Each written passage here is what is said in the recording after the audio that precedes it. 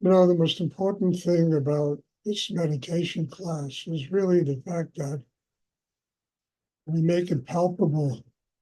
It becomes part of our, life, which I don't mean we walk around doing the double breathing exercise all day, but the shakti that develops and the intensity of the shakti of a class like this, if we allow it to go deeply inside us, we take it with us.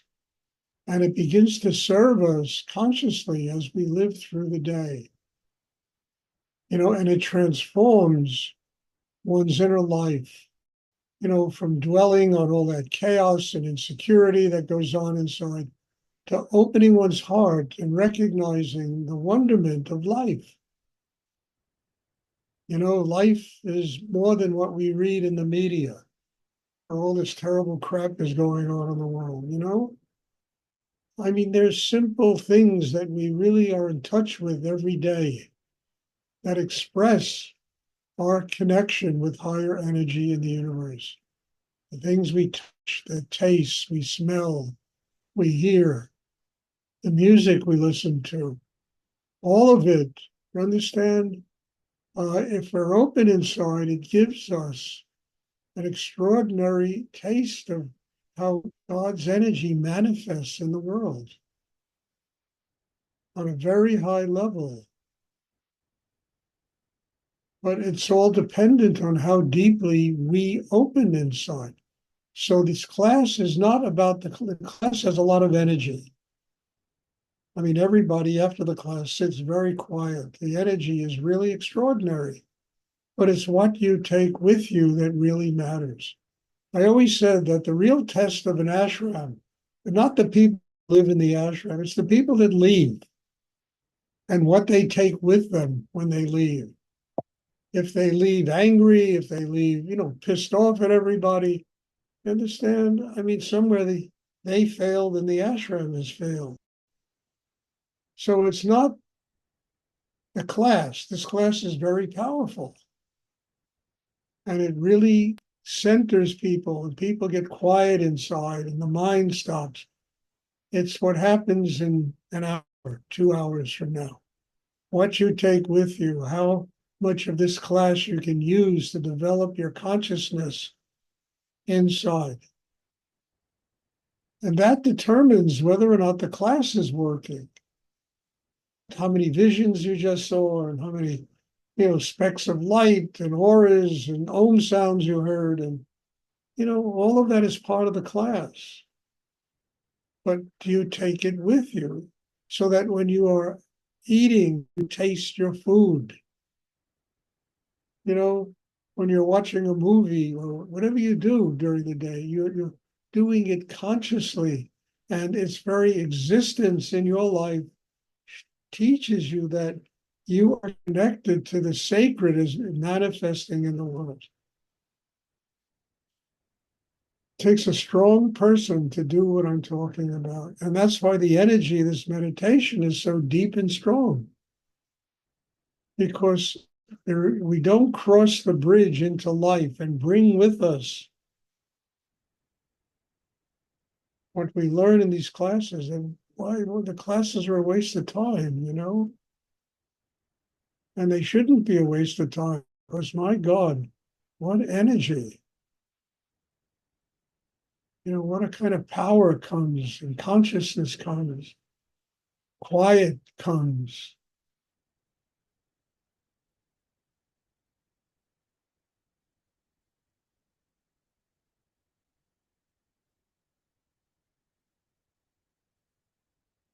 Does anyone have a question?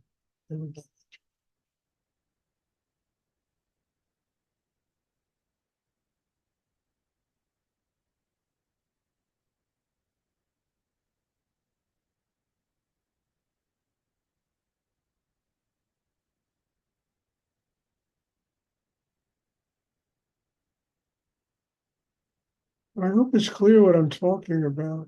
Understand? Because it, if it becomes clear, then you develop this deep sense of responsibility in yourself. Conservation. Everybody talks about conservation today. conserving energy, developing chakra system, getting stronger, allowing it to manifest in your life, giving you and allowing you to be in contact with all the sacred things that are in your life, the things that are really holy. And it could be a peach or an apple or a grape you understand? That is one's connection with higher energy, the very taste of food.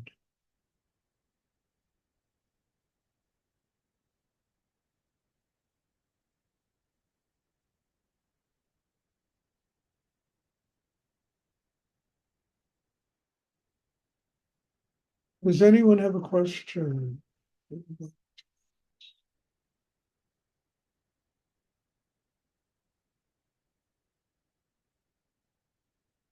Somebody has to have a question.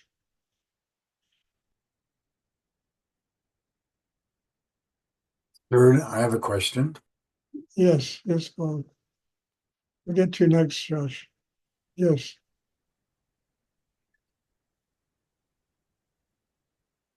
What does it mean to be in the state of surrender in our meditation practice? The first thing it means is you're not thinking about everything that happened during the day. That's the first thing. I mean, look, if you're full of you, if you're full of your mind, your ego, your image of yourself, who you think you are and what you are, listen, you have created, understand, an image of yourself, and there's no room for higher energy to flow through this person. But as you slowly but gradually let go of this image that you've created of yourself, it makes room for higher energy to flow through you. It makes room for this extraordinary higher energy that emanates from what's infinite in the universe to guide your life. And when it guides your life, then your life develops in a much more conscious way. You're free of all the chaos inside, or at least a lot of it. You're free of the mental activity, the emotional quicksand, the sexual energy, and all of these energies that drive people crazy. And the class is about making room for higher energy to flow through us. And that energy can't flow through us if we're sitting there and thinking. We dam it up. We keep it from flowing from chakra to chakra. The mind just eats it up. So by keeping the mind focused below the navel, you allow that energy to flow. That energy is giving you a spiritual life. That energy is uplifting your consciousness. It's connecting you to a higher force in the universe. And without that energy, it's like a car running without gasoline, or today without electricity. We need energy. So the meditation is about strengthening the third chakra, opening the heart, opening the throat, quieting the mind, quieting the sexual area, so this energy can flow.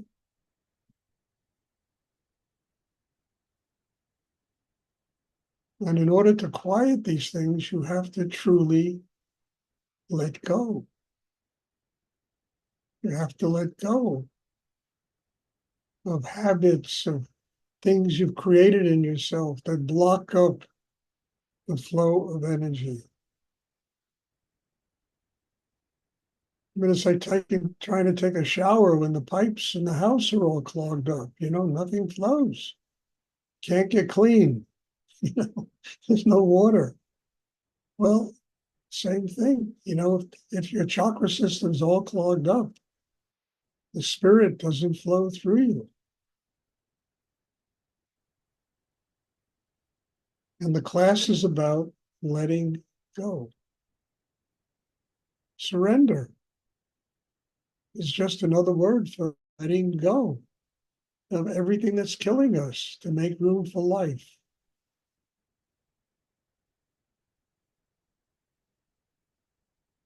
Surrender in our terminology is not about giving up. It's just not about giving up. It's about using the tools you're born with to literally overcome the blocks and the tensions that are keeping shakti, spirit, energy from flowing inside you.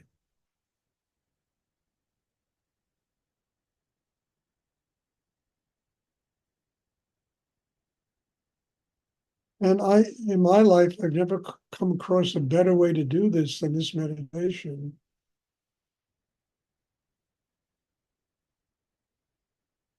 You know, I'm sure there are ways, a lot of ways, but once I found Rudy, I stopped looking for these ways.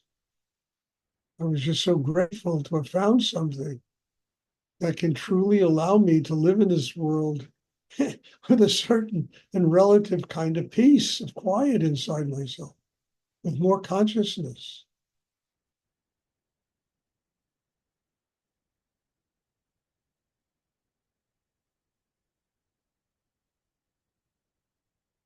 So that's what surrender is in this meditation.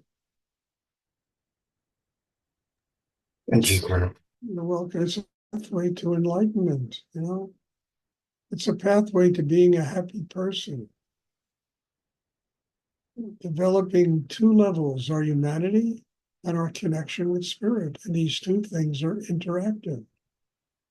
We need to let go of us. And the strangest thing of all is one day we have to let go of all of us. We have no choice in the matter, you know?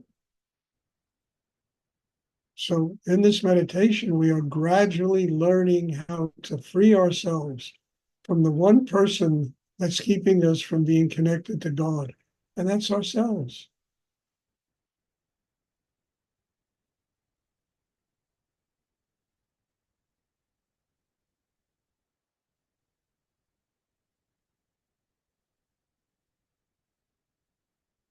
And then we have to take it with us, whatever we do during the day.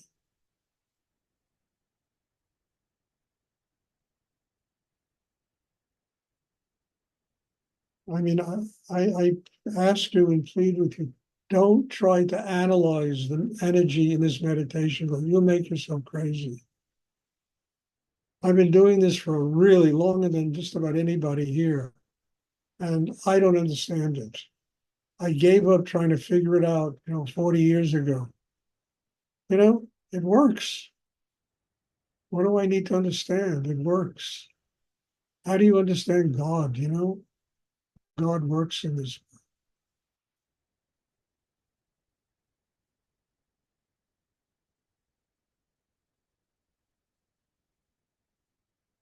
Josh, you had a question? Thank you, Stuart. You answered it 1,000 times over. Okay. Does anyone else have a question?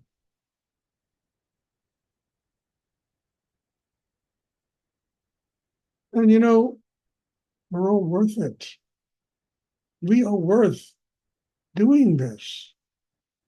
And you have to come to terms with that also. I am worthy of being a happy person.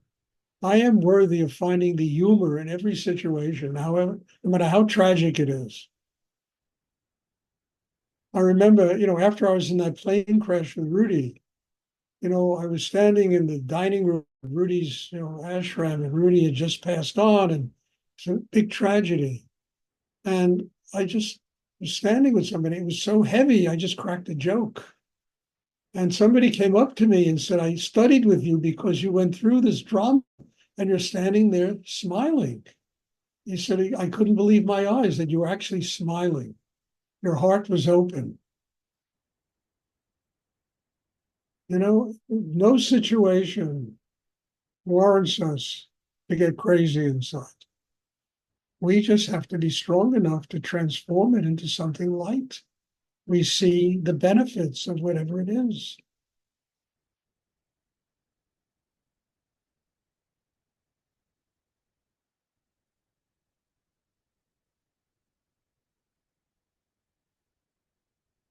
I mean, not that I was in any way, I mean, Rudy's death was a very tragic thing in my life. He was the person I loved more than anyone in the world. He was the person who gave me my life, basically. I wouldn't be here today if it wasn't for Rudy. You know, and I understood. Stuart, your work, your job in the world is to make sure it doesn't have to come back here and clean up the mess.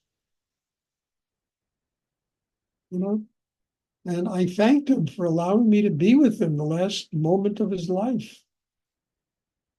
And I understood, Stuart, now you'll find out what you learned in the last 6 years. So it wasn't a heavy thing. It was, all right, this is karma. And you have to take on this responsibility in your life and not let it defeat you.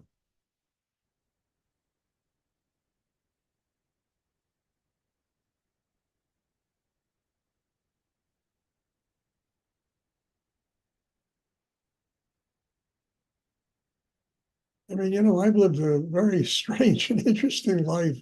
I really mean it.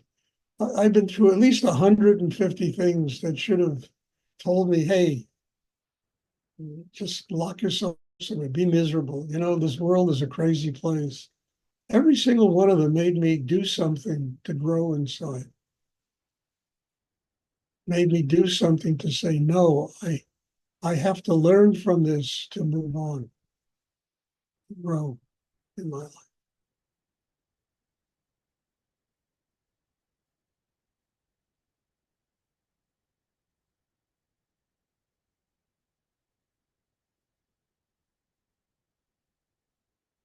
I remember when I was younger, I was in Belgium for a while and staying with these people.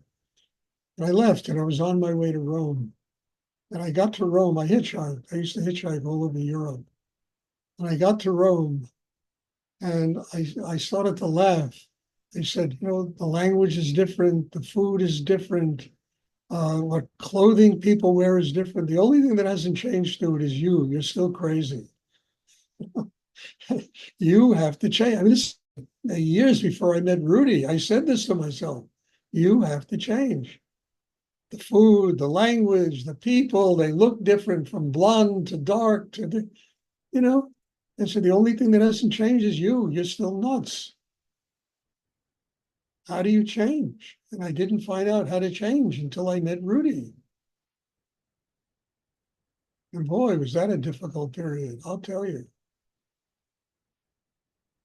And know you're crazy and not knowing how to do anything about it.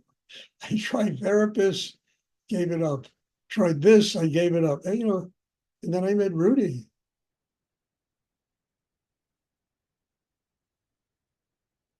God had enough of my searching. He said, oh, "You got to meet.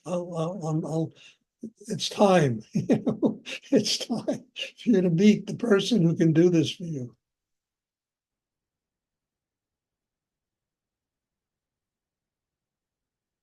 Does anyone else have a question would like to ask?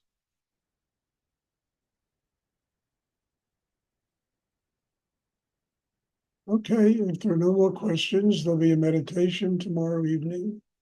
God bless you all. Thank you. And I'm looking forward to seeing everybody tomorrow. Have a wonderful evening and take it with you. Please don't leave it in the computer. Okay, take it with you. Thank you. God bless you. Good night, Stuart. Thank you. Thank you. Good night. Thank you, Stuart. You're welcome. Thank you.